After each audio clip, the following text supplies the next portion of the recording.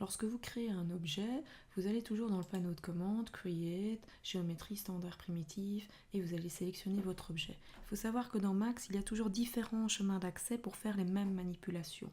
Vous êtes libre de choisir la méthode qui vous convient le mieux. Donc moi, je travaille avec une méthode que vous avez vue dans les vidéos précédentes, mais ici, je vais vous en montrer une autre. Et donc, libre à vous de tester cette technique si vous pensez que vous serez plus rapide avec cette méthode. Donc par exemple, ici, je peux aller dans le menu création et vous retrouvez ici tous les objets, éléments que vous pouvez créer, donc notamment les standards primitifs, box.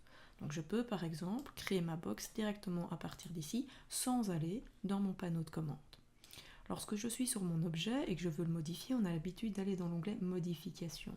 Et bien même chose, je ne suis pas forcée d'aller dans l'onglet modification pour pouvoir accéder aux paramètres de modification de mon objet.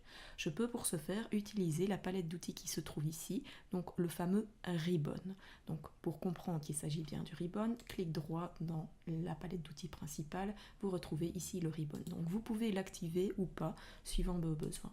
On a déjà remarqué qu'en fait on allait dans le ribbon sans s'en rendre compte pour aller chercher par exemple le Swift Loop qui vous permet de rajouter de la résolution.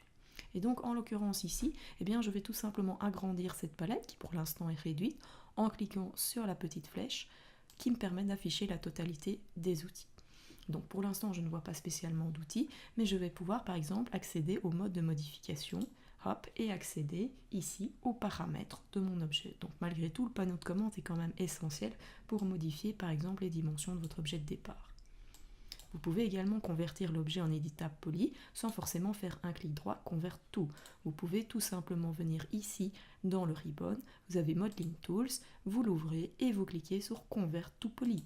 Automatiquement, l'objet est converti et comme dans le panneau de commande où vous avez tous vos outils ici qui apparaissent et qui s'adaptent, eh bien vous retrouvez ici également tous les outils nécessaires à votre modélisation.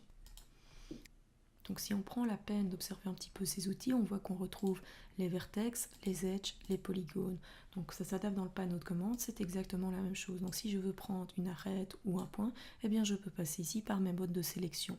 On retrouve linear backfacing, donc le carré avec la petite ampoule, et plein d'autres outils similaires. Donc il suffit de regarder. Par exemple, je vais utiliser mon Swift Loop pour rajouter de la résolution et ainsi pouvoir me mettre en mode Edge et pourquoi pas facilement faire un ring pour prendre toutes les parallèles ou tout simplement cliquer sur Loop pour prendre toute la continuité. Donc vous voyez, ce sont les mêmes outils. Donc vous avez la sélection progressive, donc le gros qui se trouve là, et le shrink pour réduire progressivement une sélection. On voit qu'on peut également activer le mode loop rapide, ce qui fait que une fois que cette case est activée, automatiquement quand je vais cliquer sur une arête, il va la prendre dans sa continuité. Bon, ça à voir si c'est nécessaire. Idem pour le ring avec un petit éclair, donc pour pouvoir automatiquement, à chaque fois que je clique sur une arête, prendre toutes les parallèles automatiquement. Vous avez des outils supplémentaires qui vous permettent de sélectionner un loop sur deux ou un ring sur deux par exemple. Donc ça, je vous laisse regarder de vous-même. Si on regarde les outils qu'on connaît, donc nous avons notre Swift Loop, nous avons l'outil de découpe, le Cut, qui vous permet de rajouter de la résolution facilement, et vous avez le Connect. Maintenant attention, ici le Connect que vous avez n'est pas le même que le Connect que nous avons l'habitude d'utiliser. Donc de nouveau, si je laisse ma souris sur le bouton, eh bien je vois l'explication. Donc en fait, il s'agit d'un Pen Connect. Donc il me permet de peindre facilement de la résolution sur mon objet. Donc lorsqu'il est activé, si je clique et que je maintiens ma souris enfoncée, vous voyez, je vais pouvoir comme ça rajouter de la résolution sur mon objet. Donc, moi je ne l'utilise pas régulièrement, mais vous pouvez le tester. Par contre, si vous voulez retrouver le connect habituel, eh bien je vais prendre par exemple ici deux arêtes, il se trouve ici le connect. Donc quand je clique une fois dessus, j'ai mon connect classique avec ses derniers paramètres. Si vous voulez accéder à ces settings, vous devez appuyer sur Shift et Connect en même temps pour accéder aux différents paramètres que nous avons l'habitude d'utiliser. Donc pour les autres outils, par exemple si je me mets en mode polygone et que je veux faire une extrusion, vous retrouvez ici votre extrude, votre bevel et votre inset.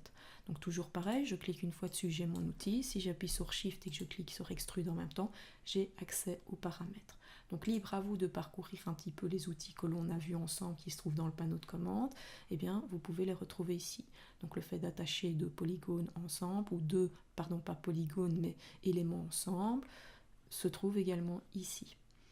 Donc tous les outils que nous verrons au fur et à mesure que je travaille avec le panneau de commande ou avec le modeling tool, c'est exactement la même chose. C'est vous qui décidez votre méthode de travail.